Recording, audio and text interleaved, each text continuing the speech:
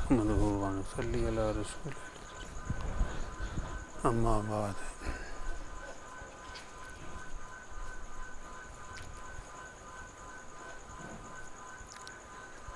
ہمارے بڑوں کی ایک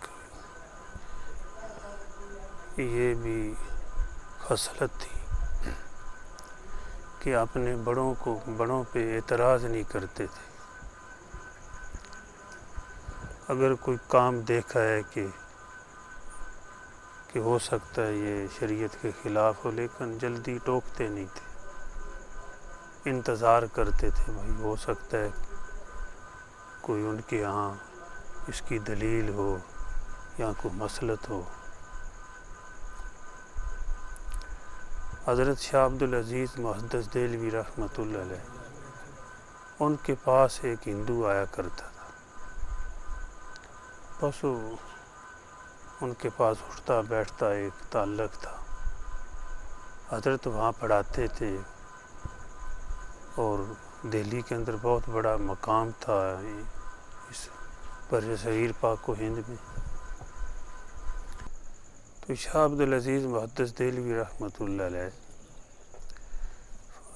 مسجد غالباً فتح پوری میں یا اور کوئی جگہ تھی جہاں حضرت رہتے تھے، طالب علموں کو پڑھاتے اور لوگ آتے جاتے۔ تو ان کے پاس ایک ہندو بھی آتا تھا، بس اٹھتا بیٹھتا وہاں ہی وقت گزارتا، پھر شام کو چلا جاتا۔ ایک عرصہ گزر گیا، وہ آتا رہا۔ شاہ عبدالعزیز محدث دہلوی رحمۃ اللہ علیہ فوت ہو گئے، اور پھر آتا تھا جو وہاں کنواں تھا اس پہ صبح آ کر وہ اپنی کوئی عبادت کرتے تھے سورج کی طرف، سورج کی پوجا کرتے ہیں، کوئی پانی اوپر پتہ نہیں پھینکتے ہیں کیا کرتے ہیں مجھے پتہ نہیں ہے، تو وہ بھی کرتا تھا۔ تو حضرت شاہ عبدالعزیز محدث دہلوی رحمۃ اللہ علیہ جب ان کا انتقال ہوا، فوت ہو گئے، تو وہ بابا ہندو پھر بھی آتا تھا۔ تو شاہ اسحاق رحمۃ اللہ علیہ فرماتے ہیں ہم نے سوچا کہ نانا جی کے ہوتے ہوئے جی آتے ہیں، انہوں نے اس کو آج تک نہیں کچھ کہا، تو ہم بھی ان کو کچھ نہیں کہتے، بھائی ٹھیک ہے آتا رہے۔ تو ہم نانا جی کے بعد جیسے ان کی عزت کرتے تھے نانا جی کی، اسی طرح ان کی بھی، ان بزرگوں کی بھی جو مذہب ہندو پر تھے، ہم ان کی خدمت کرتے، عزت کرتے، جو اس کی مرضی ہوتی وہ وہاں کرتا۔ صبح آ کے غسل کرتا، وہ اپنی کو پوجا کرتا تھا سورج کی طرح منہ کر کے کو کرتا، لیکن ہم نے نہیں اس کو کہا۔ دل میں یہ بات آتی تھی کہ نانا جی نے بھی اس کو کوئی نہیں کہا کہ مسلمان ہو جائے، تو کہتے ہم نے بھی نہیں کہا۔ تو یہ بڑوں پہ اعتقاد، ان کی طبیعت کو دیکھتے ہوئے کہ بھئی کوئی وجہ ہوگی جس وجہ سے انہوں نے اس کو نہیں کچھ کہا، وہ بھی چپ ہیں۔ تو ایک دن وہ ہندو آیا، آ کر کہنے لگا شاہ اسحاق رحمۃ اللہ علیہ کو کہ بیٹا نہ تیرے نانے نے مجھے کہا مسلمان ہو جا، نہ تو نے مجھے کہا، اور بھائی گواہ ہو جاؤ میں کلمہ پڑھتا ہوں لا الہ الا اللہ محمد رسول اللہ، مسلمان ہو گیا۔ تو کہتے ہیں پھر اس نے کہا کہ اب دیکھو میں گھر جاؤں گا تو میرے گھر والے مجھے تکلیف پہنچائیں گے، وہ پریشان کریں گے، تو میں یہاں رہنا چاہتا ہوں۔ تو حضرت شاہ اسحاق رحمۃ اللہ علیہ فرمانے لگے بابا جی جیسے ہم اپنے نانا کی خدمت کرتے تھے، آپ ان کے دوست ہیں، ہم آپ کی بھی ایسی خدمت کریں گے، آپ یہاں پر رہیں۔ پوچھا کہ آپ مسلمان کیوں ہو گئے ہیں؟ انہوں نے کہا کہ میں نے ایک دن سوچا جس سورج کی میں پوجا کرتا ہوں، اگر اس سورج کی منت کی جائے کہ آج ہندوستان میں گھنٹہ زیادہ ٹھہرنا ہے، یہ ٹھہر تو نہیں سکتا، یہ کسی اور کی مرضی پہ چلتا ہے، اس کے اندر طاقت نہیں ہے کہ یہ یہاں ٹھہر سکے، تو ایک محتاج کی ہم عبادت کریں جو اس کا پیدا کرنے والا ہے، جو اس کا چلانے والا ہے۔ تو میں نے سوچا بھائی اسی کی عبادت کی جائے، تو اس لیے میں جو ہے مسلمان ہو گیا۔ یہ تو بھائی دلیل مل گئی، لیکن ایک نیک صحبت کی بھی برکت ہوتی ہے۔ ہو سکتا ہے شاہ عبدالعزیز محدث دہلوی رحمۃ اللہ علیہ وقت کے بہت بڑے بزرگ تھے، ان کو مکاشفہ ہو گیا ہوگا کہ اس نے مسلمان ہونا ہے، اور بعد میں شاہ اسحاق رحمۃ اللہ علیہ فرماتے ہیں ہم نے اس کو کہا کہ کچھ سیکھ لے، پڑھ لے، تو کہنے لگا مجھے نماز آتی ہے، دین کی باتیں آتی ہیں، میں آپ کے نانا کے پاس بیٹھتا تھا نا، تو سن سن کر مجھے یاد ہو گئی ہے، لیکن اس میں ایک تو ہے کہ نیک صحبت میں بیٹھنے والا محروم نہیں رہتا، دوسرا سبق یہ ہے کہ اپنے بڑوں پہ اعتراض نہیں ہے کہ بھئی انہوں نے یہ کیوں نہیں کیا، فلاں کو کوئی کیوں نہیں کچھ کہا۔ ہو سکتا ہے کوئی مسلط ہو، کسی انتظار میں ہو۔ ہمارے بزرگ جو ہیں وہ تو پہلے طلب پیدا کرتے ہیں پھر تعلیم دیتے ہیں، کیونکہ یہ طریقہ کن کا ہے؟ حضرت قاری محمد طیب صاحب رحمۃ اللہ علیہ وہ فرماتے ہیں کہ انبیاء علیہ السلام کا طریقہ یہ ہے کہ وہ پہلے طلب پیدا کرتے ہیں پھر تعلیم دیتے ہیں۔ جب انسان کے اندر طلب پیدا ہو جائے، کیونکہ طلب نہ ہو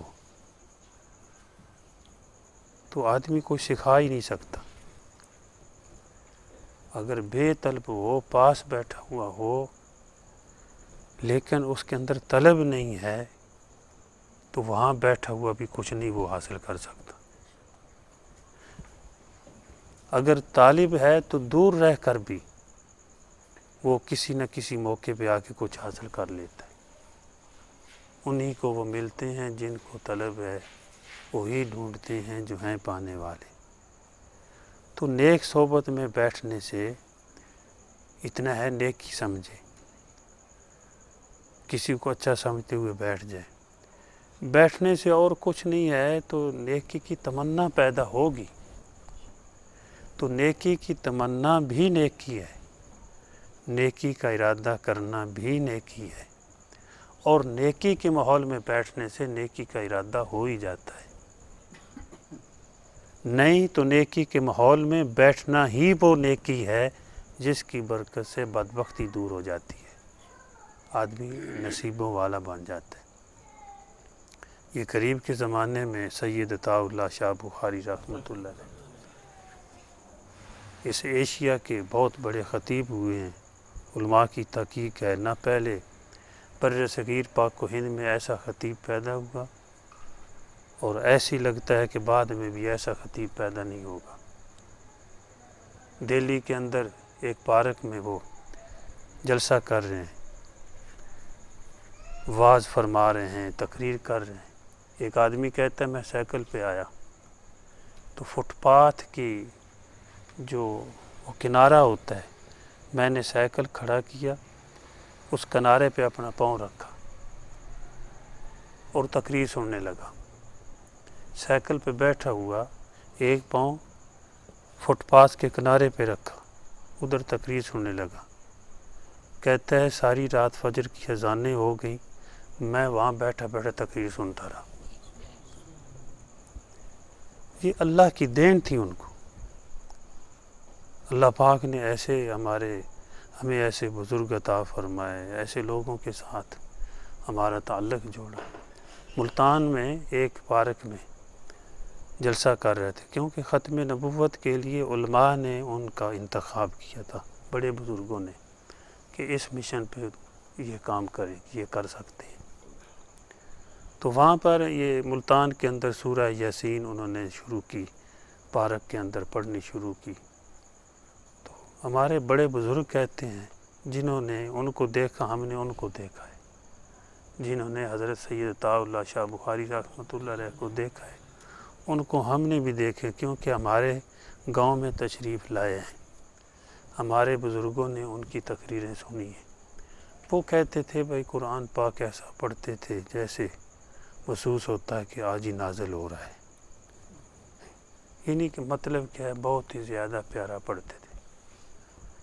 تو ملتان کے اندر ایک پارک ہے، مجھے پارک کا نام یاد نہیں ہے، وہاں پہ جلسہ ہو رہا تھا، سورہ یاسین کی جو ہے تلاوت کی، کہتے ہیں تلاوت کرتے کرتے ایک بادل سے آئے، قریب آتے گئے قریب آتے گئے، جتنے درخت تھے درختوں کے قریب وہ بادل چھا گئے سارے جلسے پہ۔ تو جب حضرت نے صدق اللہ مولانا العظیم پڑھا، وہ بادل پھر اوپر اٹھنے لگے، بکھر گئے، کہنے لگے بھائی ایک اور مخلوق بھی اللہ کا قرآن سننے کے لیے آئی رہی ہے۔ یہ صاحب نسبت لوگ تھے،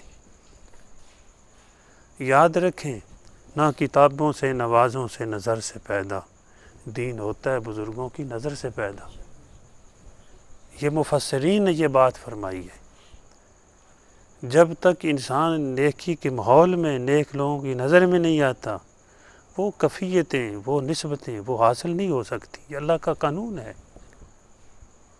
صحابی بننے کے لیے پیغمبر کی صحبت میں بیٹھنا پڑتا ہے، اسی طرح علماء نے قانون کے آنے والے وقت میں بھی نیک لوگوں کی صحبت میں جو بیٹھے گا اللہ اسی طرح تقسیم کرے گا روحانیت کو اور اپنی دوستی کو۔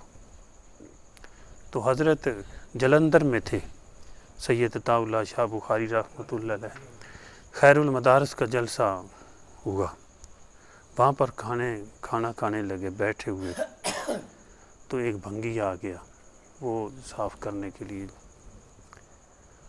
فرمایا حضرت نے بھائی کھانا کھا لے بیٹا، کھانا کھا لے، کہتے جی میں بھنگی ہوں۔ فرمایا بھائی انسان تو ہو، بھوک تو لگتی ہے، آ جا کھا لے۔ کہتے میں بھنگی ہوں حضرت، میں بھنگی ہوں، کیونکہ ہندوستان میں وہ ایسے یعنی لوگوں کو بہت گھٹیا سمجھتے تھے، وہ تو قریب آنے نہیں دیتے۔ جی میں بھنگی ہوں۔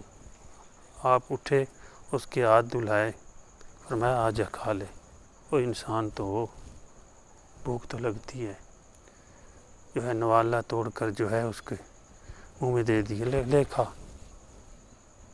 آلو پکڑا، اب وہ کچھ کھانے لگا، آلو پکڑا لے کھا، وہ ڈر رہا تھا میں بھنگی ہوں اور یہ حضرت اتنے بڑی شخصیت، تو اس کے منہ کی طرف لے کھا، اس کے آدھا آلو اس کے منہ میں چلا گیا، آدھے حضرت کے ہاتھ میں، وہ حضرت نے وہ کھا لیا۔